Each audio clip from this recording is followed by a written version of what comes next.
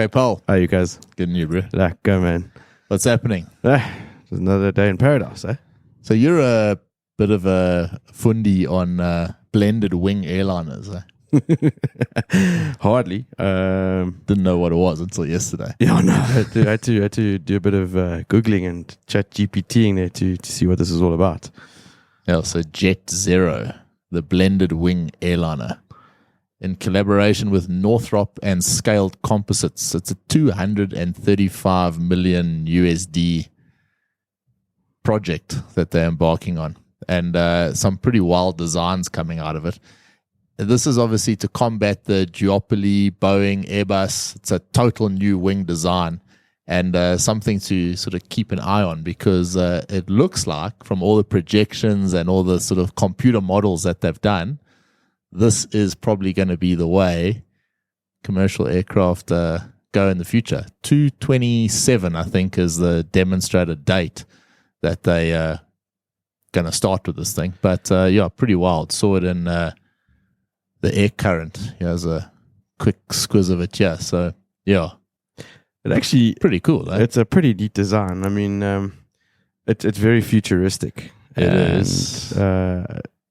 I'm actually quite excited about seeing something like this, the development of this, and the change in the norm. The norm, you know. I it think looks better than that.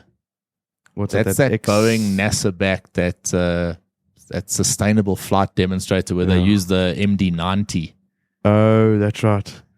So look, anything with struts on. Struts, you know, struts off for 172s. Yeah. Hey, don't mock 172s. but it just doesn't look all that kiff on a jet. Yeah, but I quite like that design. I must say that looks pretty cool.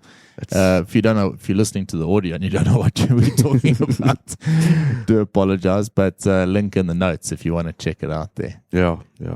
Air Current's got some excellent articles when it comes to things like this. You know, like there's a few of them today we'll actually talk about on the show. So many of these aviation articles are so sensationalized. They're a bit of a joke. Yeah. And I mean, there's one, I'll get to it later on, but this sort of humanoid, this robot, I think they call it Pibot or something. Yeah. They say it's far better at making decisions than a humanoid, you know? Yeah, come on. What a crock of shit. So you get all this sort of nonsense, and then every now and again you come across a thing like the Air Current, and there's some really, really sharp articles in there. I rely on it heavily for the podcast. You get your value for bucks there with the Air Current. No, you do. It's not cheap, but it certainly is. It is worth it. So we'll keep an eye on blended wings in the future. Yeah, I do remember years back there was some sort of a design out. It was doing the rounds, but that was when it's like still very far fetched. The interior is going to be quite something. You know. It's almost facing each other a bit more. And I hope that with that they fix like the aircraft seat per such. You know, like these seating concepts that often pop up now and again in some of these articles. It'll be nice to see something be done about that eventually, where just about every seat in the airplane can convert into some sort of a lie-down. Yeah, who did that recently? In New Zealand, there was a bunch of them. I can't remember offhand, but there was a couple of articles, especially it was one of these expos. Yeah. Where, that's normally where they go and display these kind of things. And there were some very cool designs and concepts there. It would be nice to see that actually come into reality. You always get these concepts that come up. Yeah. How often do those concepts turn into something? They like get you excited or whatnot. You know, like where you see like there's a new car coming out and it's this radical design. Yeah. And then when it comes out, it looks nothing like that, and it's far more like toned down. It's weird. Yeah. I wonder why that is. I don't know. I think they try and get the interest in it first and see what the public perception of it's like, and then they sort of tone it down. Wow. But there's definitely, you talk about the seating arrangements, there's definitely room for improvement on the long haul stuff. And if O'Leary gets it right, the short haul stuff, you're probably going to be standing in the cabin in the future. I still don't know how well that's going to work, but I think you would think that some priority would have been given to that, a long time ago, because surely you could fill up airplanes. What you mean, the standing? No, not standing. The actual improving the seats. Yeah, I think we're going to see standing cabins before we see improved long haul seats. To be honest, yeah, it's still standing cabin. Yeah, you're going to have like something you rest against. Yeah. So for takeoff and land, and it might even just come out of the floor, so you can actually lean back on it, seatbelt, so you don't, just stand up the whole flight. You stand up the whole flight. So it'll be for flights that are maybe an hour and a half less, and then that's what they're going for. Yeah. Hey, I don't know. It's possible, but not the best. Yeah. Civilian crew launched into space on a Virgin Galactic flight. That was really cool to watch. That's something that Virgin and Richard Branson has been aiming for decades. Yeah, to see him finally pull it off, pretty remarkable. Yeah, so there's another mission on when's that? In September, hey? Yes. There's 800 people on the waiting list. Wonder what sort of USD you have to put down. So the crew that went up now, that English Olympian, I think forked out 250,000 United States dineros for his ride. Mm-hmm. Yeah, $250,000 for an hour quick ride up to space and back. Sheesh. It's a lot of beer money. It's like an airline flight to Cape Town.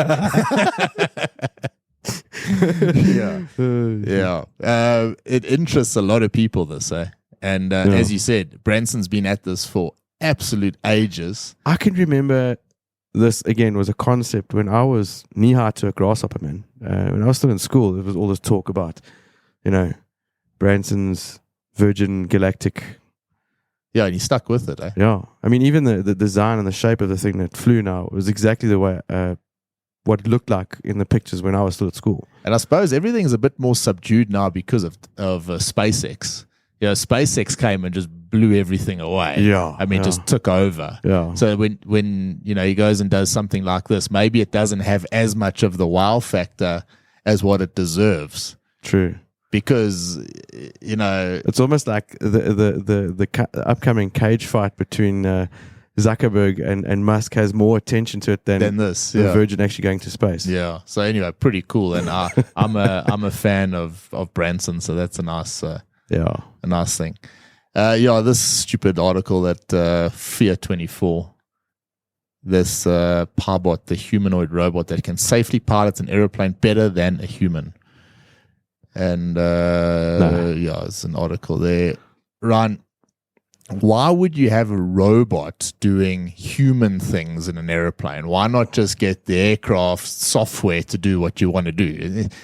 You can't tell me that a robot sitting there is actually going to perform better than a well-trained pilot. No, there's no ways. This thing's designed to go beyond just the flying. It can communicate with ATC, can communicate with other humans in the cockpit, and be used for anything else. Operates error-free, responds swiftly in emergencies, memorizing aircraft manuals and calculating real-time safe routes, and all based on a large language model like a ChatGPT type setup. Yeah. So an AI-based thing. When you see some of the garbage that like ChatGPT does spit out every now and again, you wonder how when you're in an aircraft in an emergency, the last thing you want is bad information. You want the right information so you can make an informed decision. No, exactly. And as much as we are fans of technology and ChatGPT and all of that, it's still so far away from actually being capable of what I think is necessary to successfully pilot an airplane, make human type decisions. Technology for the sake of technology. So it's available now. So saying, right, well, there are not enough pilots in the world, so let's make a robot, and the robot can take the place of a pilot. I mean, it's just absolute garbage. No, this is a bunch of teenagers that are spitting out bullshit. I'm sure of it, man. All right, next one. Emirates A380 hit by a drone in Nice. still damaged. It's still there by the looks of it. They haven't found the guy that was flying it. Yeah, he must have skipped the country. Hey? Can you imagine being caught for being responsible for flying the drone? Did they find the drone? I don't know if they found the drone, but I mean, if they did find the drone Surely operator, there's yeah. he is in deep shit. Yeah. But I still don't understand how that happens, because Aren't they yeah. they have what's it, a geolock. They're supposed to, but I'm sure that can be bypassed override. pretty easily. Oh, dangerous, eh? It's scary, eh? The amount of We spoke about this was a podcast episode, well, a year and a half, 2 years ago. It was becoming a bigger thing, these drones in the vicinity of an airfield. yeah. And you hit one of those things on final approach or something, you're going to know all about it. I think it's going to do more damage than a bird does. Man. And some of these drones, I mean, I was at, when was Huntex? It was about 3-4 months ago. Yeah. They were demonstrating some drones there, as big as this table. Yeah. And like a serious piece of kit. And that thing goes wandering into the wrong airspace, or you lose it or something. Man, if you hit that thing, that'll take down an airplane, eh? Yeah, it's pretty damn dangerous, eh? Yeah, it is. Yeah, I hope they managed to sort it out. But, geez. In Nice, there was probably some holiday maker messing around.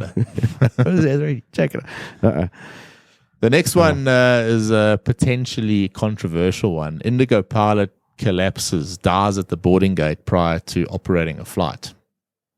And article goes on, talks about pilot fatigue and all sorts of things.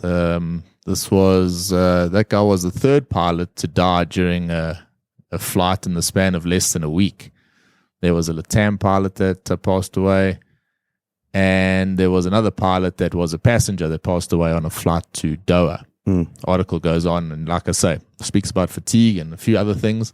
What it does not speak about was, did the dude take the vaccine, which he would have, but you're not allowed to actually talk about that. But there's a lot of talk that, you know, these sportsmen and pilots that had to take the vaccine, there are a lot of them that are dropping dead. Now, whether that's got anything to do with it, we don't know. And definitely not saying that it does. But it is interesting that there's so much talk about this on, you know, particularly on podcasts, big podcasts around the world. Rogan talks about it a lot. Yet when an article comes out about that, they're so hush-hush about it, they don't say anything, which makes me question it even more. Yeah.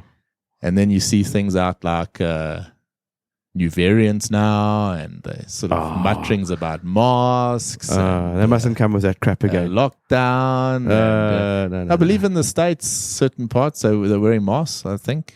I think they've mandated it again. I'm not 100% sure, but we cannot go back to that horse nuts. Well, people won't stand for it anymore. There's no ways. I mean, there's no ways. We're moving into our summertime period again. It's going to get warm.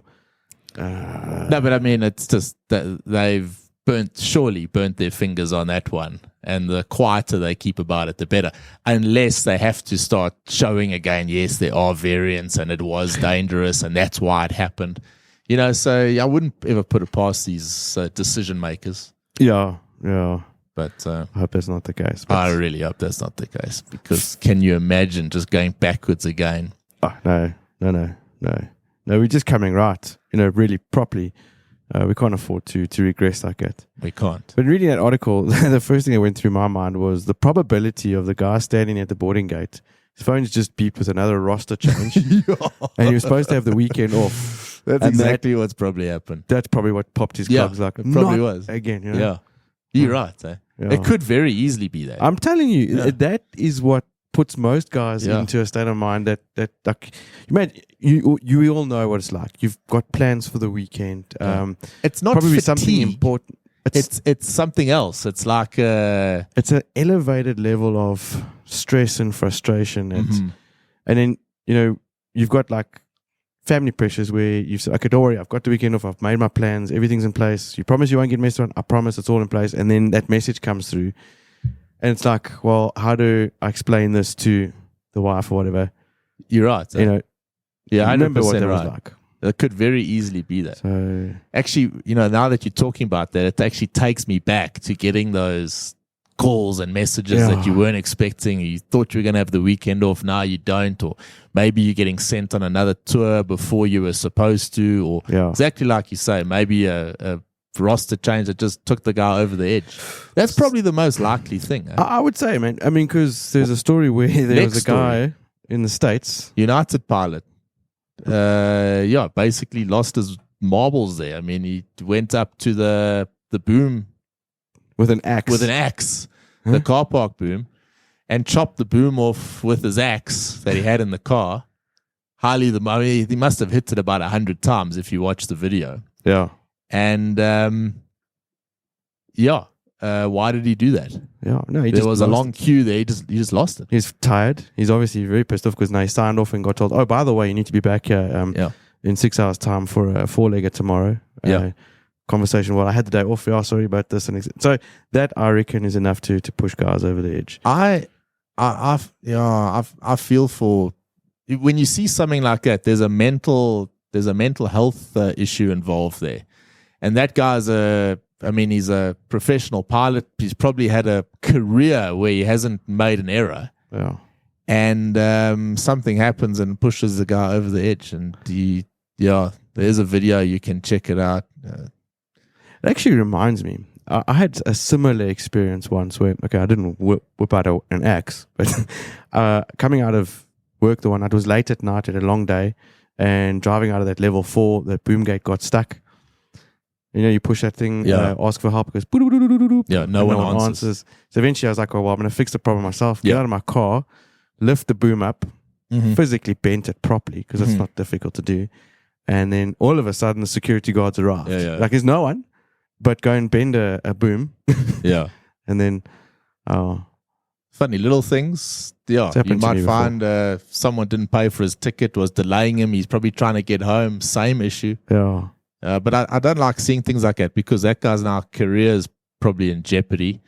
They could question, why did he have an axe in the back of his car at the airport? It's a good question, because you'd expect that in South Africa. Yeah, that would be stock standard. Why you got that? Self-defense. In America, it may be a different story. With everything going on anywhere in the world, I suppose you could justify that it's self-defense. But not nice to see. No. Carrying on to Oz, Qantas, Virgin Australia, Rex, Bonza pilots fear for their profession at the moment. Over 1,000 Aussie pilots have obtained visas to work in the US due to attractive incentives like $100,000 sign-on bonuses and competitive packages. Smaller airlines, including Rex and Bonza, are already feeling the impact of the pilot shortage, as more pilots are leaving to work abroad. We've got a solution for you. There's a hell of a lot of South African pilots that will come and take those slots. Yeah. They are, and I think that'll continue. So, this is not like new news to us. I mean, we've been talking about this for it's a bit of a continuation story. Yeah. And I mean, the mere fact that both Air North and Qantas Link were here just a short while ago, and they interviewed a fair whack of guys. Which is going to continue. It's going to continue. So I understand their fears. But what can you do? I mean, is this something that South Africans should be concerned of? Things like, says here, factors contributing to the shortage include better pay and working conditions overseas, decreased interest in piloting careers due to training costs, and challenging working conditions, and the erosion of job security amid the pandemic. Is that really true? I mean, job security now as an airline pilot, provided you don't go wielding an axe through an airport, is probably pretty solid, more solid than it's been in a long time. Oh, yeah, I absolutely agree. I mean, the job security before, sorry, Ryan, was a lot of it nothing to do with global travel and that. It was more to do with, is this bloody company going to survive? Well, that was the axe that hung over our heads for so many years at SA Express. And it's a different story now. I mean, I think you're pretty damn secure at the moment here where there's this shortage. So South Africans should not be concerned with going to Oz knowing that what they're going to get paid, job security, all the rest, maybe isn't quite the same as what it is in the States, because that's what it says. That's why it says the Aussies are going to the States. is to go carry on their careers there because you're going to get better pay, the sign-on bonuses, all that. Those sign-on bonuses, let me tell you, they're a big contributing factor to pulling pilots across. And one of the debates we've had on the show, not really a debate because you and I are in agreement with it, but you've got the whole bond story where, here locally you basically sign a bond, which is understandable. But then you got the States where the complete opposite is happening, saying, we'll train you and we're going to give you a couple of million to come and join our company. So that disparity is quite remarkable. I mean, very, very different. Yeah. And, no, it is. But I don't think there's any concern. And I think as a South African going across to Australia, I still think it's a very good opportunity. And not just for the youngsters. I'd say that's one of them where it's not just for the youngsters. Even if you sort of, there is an age limit because, you can't be over 50, eh? But 45 to 45 is probably the limit. So if you're over that, okay, forget it. But if you are young enough to do it, you can still go across with your family, take them across, settle in there, and then make the most of your career there. I think it's still a very viable opportunity. And I don't think we've seen the start of it yet. I still think there's going to be a major, major exodus. It's coming. It's going to happen. No doubt about it. No doubt about it. I mean, you're seeing it right now. I mean, take it like the flight schools now. There aren't enough instructors around because the instructors have taken up charter jobs because the charter pilots have been swallowed up by the airlines. Yes. And that sort of is just going to continue for a long time now. It's going to become a bit of a desert here for pilots. Yeah, so you might find as you say, a bit of a desert. Maybe there's no one left to pull across. So the Aussies will have to look elsewhere. But story last week, of course, talking about Cathay. I know a lot of Cathay guys that are going across to Oz as well, taking that opportunity. Next article from Flight Global. They basically going on here saying there are claims of a global pilot shortage, but the UK Pilot Union disputes claims of the shortage, noting localized shortages in the USA and East Asia, but not globally. So they're saying, look, there's a shortage in the States, but not globally. There's still a decent enough pool of experienced pilots, but a sustained reduction in unemployed pilots is expected from 2024. The union welcomes airline-backed cadet pilot schemes like British Airways and TUI, which shift financial risk to the carriers, and advises against upfront payment for flight training due to recent flight school collapses. So what the article is saying is just do your homework before you jump into the career. And I think what they're saying there is there's a lot of talk about pilot shortages. There's a lot, we speak about it. There's a lot of articles. And there might be people that grow up and have never had an interest in flying an airplane and suddenly looking at, getting to the last year of school. What am I going to do next year? Oh, there's a bit of a gap there in the aviation industry. Maybe I must become a pilot. I sort of don't quite think that's going to work because it's one of those careers where unless you have this inherent interest and love for aviation and the smell of jet fuel and can look up at the sky and say, hey, that's a 330, that's a A320, and understand all those things long before you even start getting your license, I'd caution against that. It's a very, very difficult industry to make it in unless your heart is with it. Yeah, they just don't understand. I mean, there's no ways an individual can get through all the studying and jump through all the hoops. Every 6 months. Go through all the red tape and do it without that deep seated passion. Without that, you don't make it in this career. And you see it. It's pretty evident when someone's in this game for the wrong reasons. Yeah, they've got into the game because someone told them so, or uncle gave them some money. Go do something with your life. Go become a pilot. There's a noticeable difference. Between those guys and the ones that grew up wanting to be a pilot. So caution against that one if you're thinking about it. You didn't go on holiday to Italy this year, did you, pal? No. You didn't, no? No. I went to Belito. Yeah, well, lucky you didn't, because a lot of articles about particularly Italy this year, traveling in Italy, and the horrendous expenses that were going on. So even if you want to go and buy yourself a sandwich, they're going to charge you an extra $2 to cut the sandwich in half. Yeah, how's that? So little things like that just getting ripped off. And, people don't like being ripped off. And there's been like a bit of a revolt against it, Look, I think it's good in a way because it plays into South Africans' favor for tourism. My folks were down in the Western Cape earlier this month, and they spent some time down in Hermanus and George and the lacquer part of South Africa. And they were actually telling me they were talking to some British tourists who were down there. They'd been there for a week. And these Poms were just loving life. They came over here with £200. And they're like gazillionaires. Staying in the Cape Grace. They can't believe the food. Yeah, no, the proper hotels, everything. And, they were just ripping it up on very little pound. Yeah. So it works in our favor. Let the Italians keep on ripping the ring out of things, and people can come here. Yeah, make a good point. Yeah, no, good on that one. Yeah, for sure. Aviation safety. There's more and more articles coming out with errors pilots are making lately, but this one was. Did you see that G150 that overran the runway? That was just totally irresponsible. What a stuff up. Unstable approach, excessive airspeed after pilots attempted to beat another aircraft to their destination. That was on the 5th of May, 2021.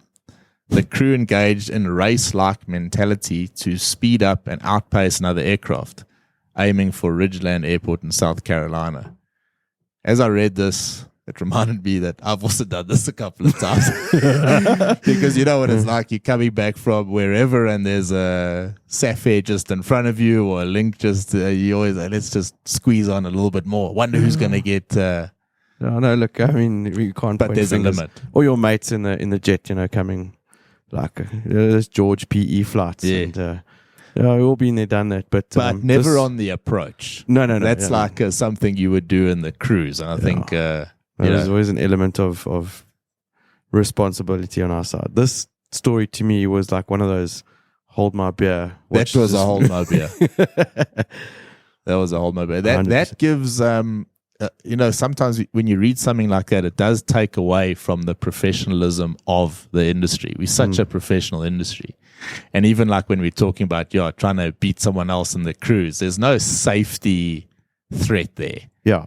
You may burn a little bit more fuel, but I think good enough for government work, And we would often do that more out of like entertainment. It was something that broke the monotony of normal airline flying. True. Yeah. Next one. Did you see that Alaska airline structural damage after landing the other day? Yeah, so that was a weird one, man. Yeah, I mean some of the pictures like make it look worse than it actually was. I don't know. I mean, that landing, again, link in the notes. Check it out. It didn't look like a gentle landing, but it did not look like it would cause that much damage. Yeah, it looked pretty bad. I mean, it's gone right through the top of the wing. Yeah, listen, you'd have to hammer that thing down. They smashed it. All right, carrying on. What have you got next there? Crossing the line, runway excursions. I'd like to get into this one sometime next week, possibly. I don't know. I was going to say to you, should we do a Shoot the Breeze episode next week? It's not a bad idea. Maybe about time. Look, I mean, in terms of housekeeping, let's maybe put it out there. You jetting off to Paris again at the end of September? But we'll keep the episodes going this time. We're not going to take a full break there. No. So that'll keep going. But I think it's about time for a Shoot the Breeze. 100%. Yeah, we'll fit that in. But I'd like to do something new as well. We've got a lot of, lately, I think more so than we've had before, influx of a lot of younger pilots listening to us. And there's a lot of interest around certain aspects of training and safety and all the rest. And one of the real hot topics in training at the moment are runway excursions. Yes. So there's some very, very nice articles and data and, stuff to actually look at there. We can have a nice discussion. I'd like to add that in at some point. So keep an eye out for that one. No, definitely. Because, I think it's a bit of a misunderstood topic as well. Especially amongst the youngsters. You talk about stop bar lights and everything, and you often get that confused look. So, I think we can have a cool chat about that. We can add that in. Right, some African news. The Qantas A380 will operate Sydney to Joburg. That's quite nice. Yeah. So the 380 will be in Qantas colours coming to Joburg. That's pretty cool. That's obviously because Spurries, there's no plans to fly to Oz, or is there? I don't think so yet. They're concentrating on their Sao Paulo and probably European connections next, I guess. So Qantas making the most of it. They're going to operate the 380 there. SAA launches a code share. Sorry to interrupt, but I just realized on something. They realized they needed a bigger airplane to come and fetch all the pilots that are going to yeah, true story. SAA has launched a code share with Lufthansa. Okay. Lekker. Carrying on. Airlines scramble amid ground handling crisis in Windhoek. Do you read this one? Yeah. So they booted out Menzies by the looks of it. That I don't understand. There's something going on weird about Namibia at the moment. They've got all sorts of weird regulations. Just at the moment. sorry. It's like one of those moments where I'm thinking like, should I or shouldn't I? Should I or shouldn't I? Yeah, they've got a lot of bullshit rules. The charter guys, they've got this thing now, you can't go and fetch passengers with your King Air 200 in Namibia unless you drop them off. Rules like that. I know I've heard a lot about it, and I get it that they're trying to protect their industry, keep their aviation sort of thing going, but yeah, I don't understand it. Things like this are just this one was about a sort of a contract, I believe, with that Menzies had, but they got booted out. There's a Namibian airports company took over, but obviously didn't have the infrastructure in place to compensate for Menzies being gone. That's what I can see with it. But massive upheaval. I mean, so far I understand that like Qatar are stopping their direct Doha Windhoek flight as a result of this. So it's ridiculous. So make one stupid move like you fax an international carrier coming into your airport. That bring in foreign currency and all this sort of stuff. It just boggles the mind that decisions like that get made. That's what I'm getting at. South African National Defence Force pilots grounded due unairworthy aircraft. Yeah, that's no surprise. No surprise. They're grounded, and what's it? Arms Corps, the state arms procurement agency, is failing to maintain and repair its aircraft. Government. No surprise there. There's an Airlink open day on the 30th. On the 30th of the month. When's that? August next week, Wednesday, I think. Yeah, that should be quite interesting. Do you know what it's about? So they're trying to attract pilots of all sorts of qualifications. By the looks of it, I think they said their minimum requirements are pilots with 200 hours total time. And then another segment there says anyone with at least 1,000 hours plus X amount of multi-engine turbine time. I don't know. I didn't read it too accurately, but I think it's a bit of a roadshow to say, guys, come join Airlink. Yeah. So there's put your name and surname, click on a slot. Have you completed an online application? All right. So yeah, it's if you're looking at Airlink as a viable option, then go to that. It might be worthwhile. It's actually nice to see a local airline doing a sort of a roadshow. Yeah, telling people what they can expect. Yeah. Maybe it's the first of hopefully a few more. I'm sure it will be. To attract people to the airline. Yeah. Next story for us. Time for an advisory. Absolutely. And it's your one this week. I've got one for us. It's a YouTube advisory. Came across this one the other day, and I've watched quite a few of his episodes lately. This guy I find quite fascinating, and I'm pretty sure a lot of our listeners as well, because it's sort of orientated to what we talk about every week. This guy, Josh Cahill, he calls himself Go Travel Your Way. He's got this YouTube channel. He flies around all over the world and does airline reviews. And yes, he's got hundreds of episodes, millions of followers, and obviously been doing this for quite a while. His reviews are actually pretty damn good. And what I really, really like about this oak is his brutal honesty. Yeah. It's a no bullshit channel that this guy's got going. Flies on some of the more reputable airlines, and he calls them out on all their misgivings, from like route check-in staff, cleanliness of the airplane, how the food is, general condition of the aircraft, the seats, everything. He does these loo reviews. Yeah. So, yeah, you know, I just really dig it because he's flown on a lot of airlines that we often speak about or are interested in, and gives his thoughts on it. And it's quite interesting to get his perspective on what's actually going on with these airlines. He gave a scathing one of Airlink the other day. You obviously saw that one. Yeah. And what I like with him, he calls it the way he sees it on the day. Yes. So it's not like this preconceived, this is a 5-star airline and, okay, they had a bad day. He just said, this is how it was. And, Airlink did not get a good review on there by him at all. No. Look, the last time I flew on Link, it was excellent. It was absolutely excellent. The plane, I thought it was so clean. The service was good. Everything was good. And I'm sure a lot of people have that experience. Every now and again, you're going to come across one that's bad and you're going to get called out on it. And like, you're only as good as your last flight type of deal. That's the whole truth. I mean, I think he might catch the airlines on some of those days when things aren't going right. And it ends up being a shitty review that he has to give. But it's completely honest.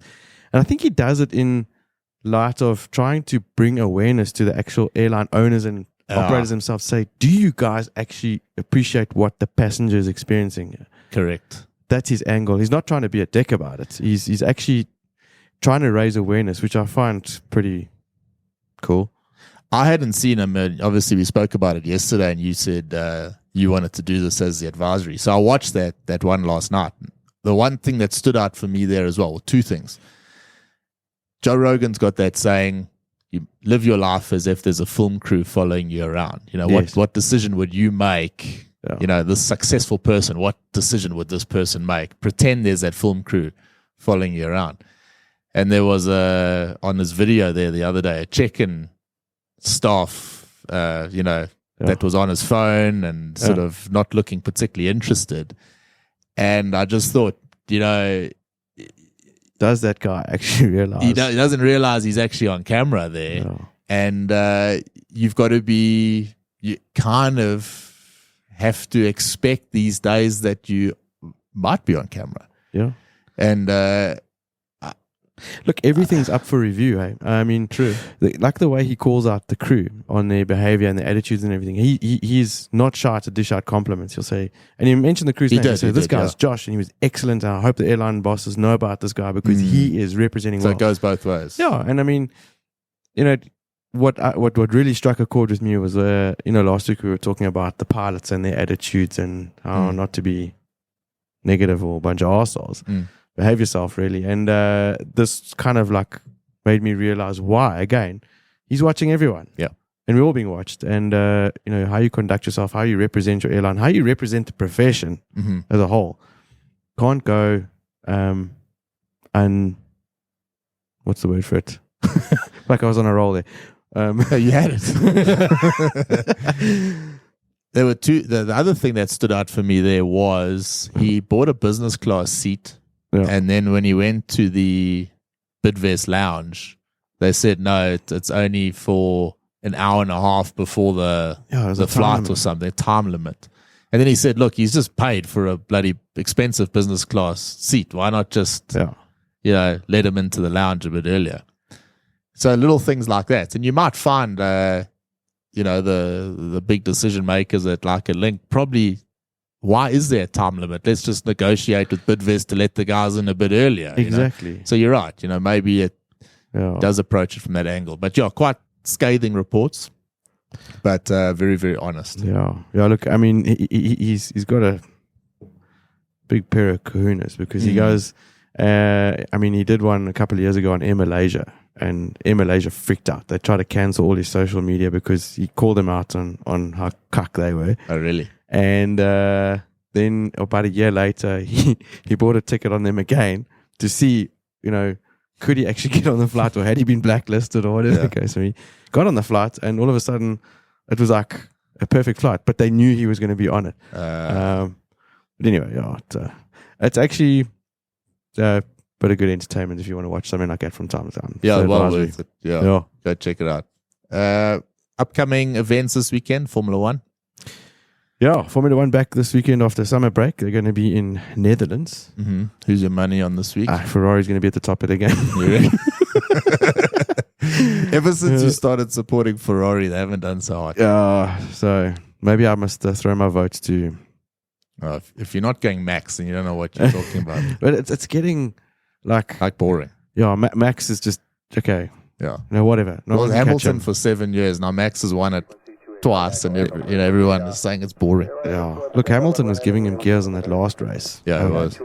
So there are times when it does get a bit exciting. Look, I still love seeing Hamilton getting smashed. But let's see what happens this week. Yeah, that'll be a good one.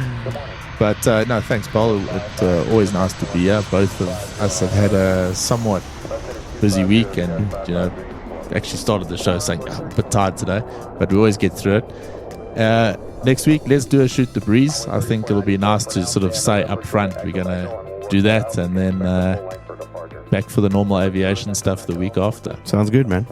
Have a good weekend ahead. Take it easy, pal. Cheers, pal. Ciao. Bye. Contact Chicago departure. Left heading 220, contact departure, Scout 553 uniform. United 204, fighting 270, 28 right, Echo cleared for takeoff. Okay, 28 right, and Echo cleared for takeoff, heading 270, United 204. Scout 5160.